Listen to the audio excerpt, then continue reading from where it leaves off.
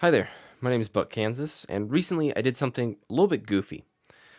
A friend of mine asked me how I thought the Supreme Court was going to vote on a case that's before them right now, and I said that based on their oral arguments, I thought Chief Justice Roberts and Justice Barrett were showing a willingness to vote with the liberally appointed justices. And then I additionally noted that this is pretty typical, that they are two of the most likely to reach across the aisle. Then I stopped and asked myself, where does that opinion come from? Because certainly I've read hundreds of Supreme Court opinions, but I've only read like a dozen or so from the current makeup of the court. So I think that opinion is really based on gut instinct from a small number of cases. And I'm generally pretty skeptical about gut instincts on quantitative questions. So I decided to test that opinion. But it's kind of difficult to test. I can't just Google it and be like, oh, hey, does Justice Roberts often vote with the others? And see someone say, yep, and then go with it because they're probably as much an expert as I am. So I began charting every Supreme Court opinion from their 2022 to 2024 terms and seeing who agreed with whom. It ended up being much more work than I expected. Partially because when I started, I pulled up the Supreme Court website, I went to their 2024 term, and I saw that they only had 10 cases. And every year of data I went back, they still only had 10 cases. So it seemed like an approachable project, and I'd gotten the 3 years of data into a spreadsheet, and I was ready to record when I noticed there's a little plus sign at the bottom of that website, and when you click that, 57 more opinions show up for the 2024 term and a similar number for each other year.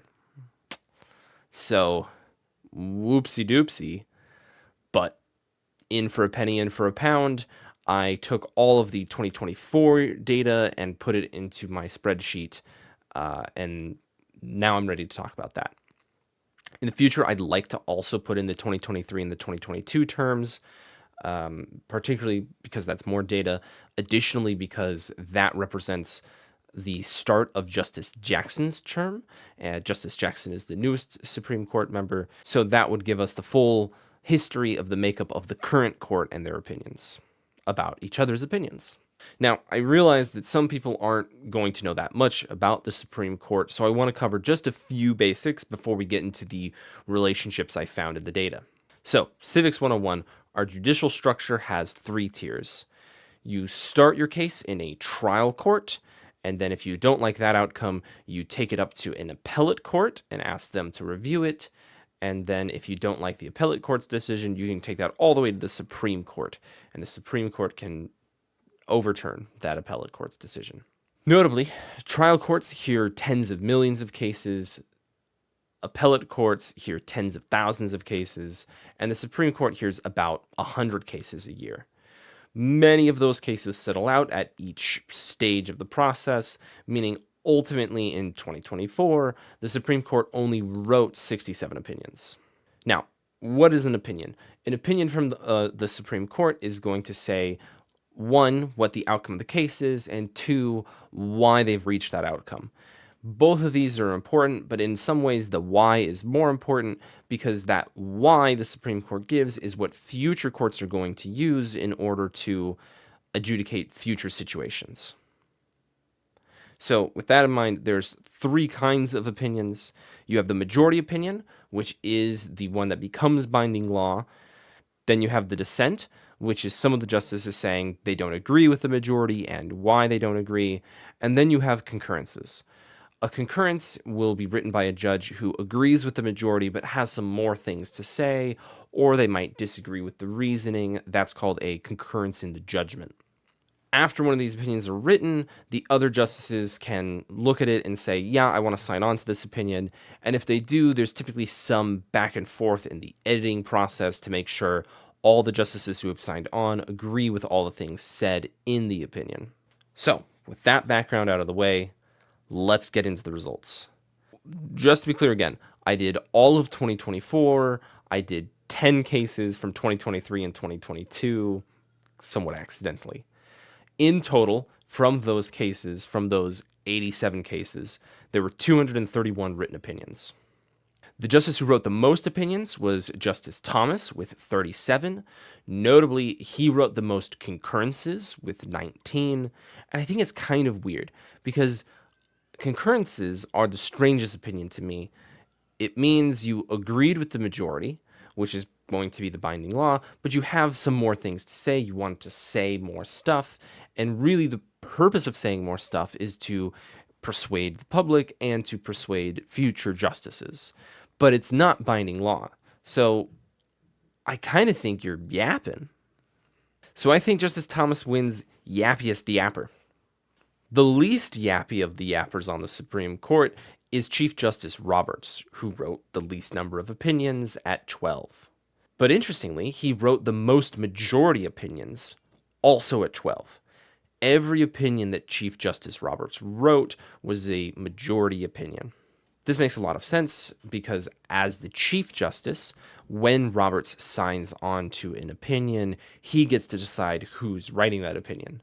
So he chooses himself the most, partially because he trusts himself to coalition build, which he seems to be pretty good at, and partially because he knows his own workload and can adjust accordingly.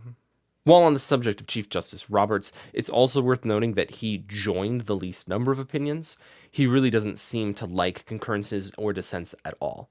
He almost exclusively joined the majority opinions.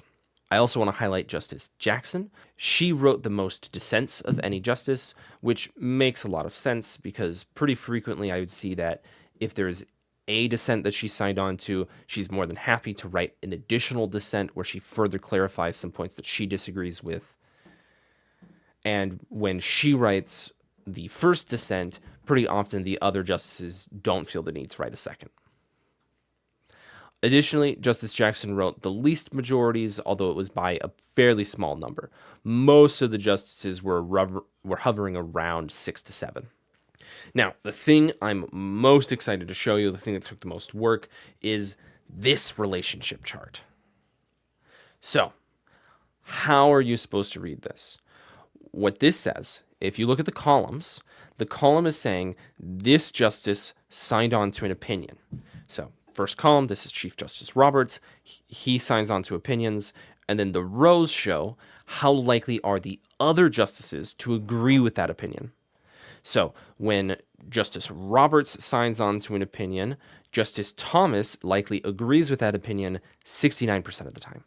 This means it's not a mirrored relationship, because if we look over at Thomas Roberts, when Thomas signs on to an opinion, Roberts agrees with that opinion 53% of the time. Now, I'm being a little bit particular about that language because when a justice writes a concurrence and another justice doesn't sign on to that concurrence, it doesn't necessarily mean they disagree. It just means they don't agree in full, and so they don't want to sign the opinion. That's why I'm trying to be particular about the language agree, don't agree, as opposed to agree, disagree. Finally, you can obviously see that there are red and blue squares. These are conditionally formatted, so the spreadsheet automatically changes the color of a cell to blue when the agreement percentage reaches 75%. That's the somewhat arbitrary level I chose to indicate a strong level of agreement.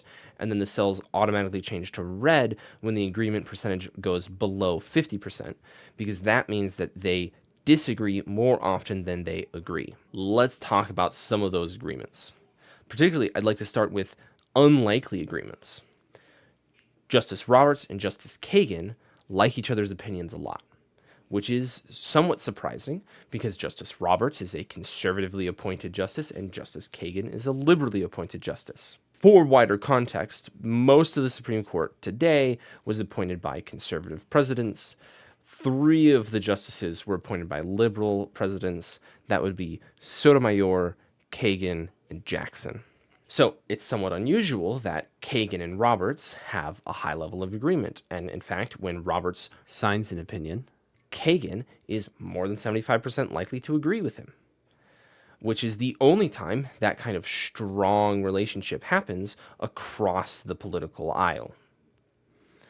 Notably, when Kagan signs an opinion, Roberts doesn't quite hit that 75%, but he is quite likely to agree with her opinions. Additionally, I think it's important to point out that most of the justices like each other's opinions. In total, there's 72 relationships here, considering the idea that Roberts' opinion about Kagan's writing is a distinct relationship from Kagan's opinion about Roberts' writing. 54 of those relationships have a greater than 50% agreement rate, meaning that 54 of those relationships agree more than they disagree. 18 of those relationships are below 50%. So only 18 relationships are more likely to disagree than agree. This is also reflected in the abundance of unanimous opinions.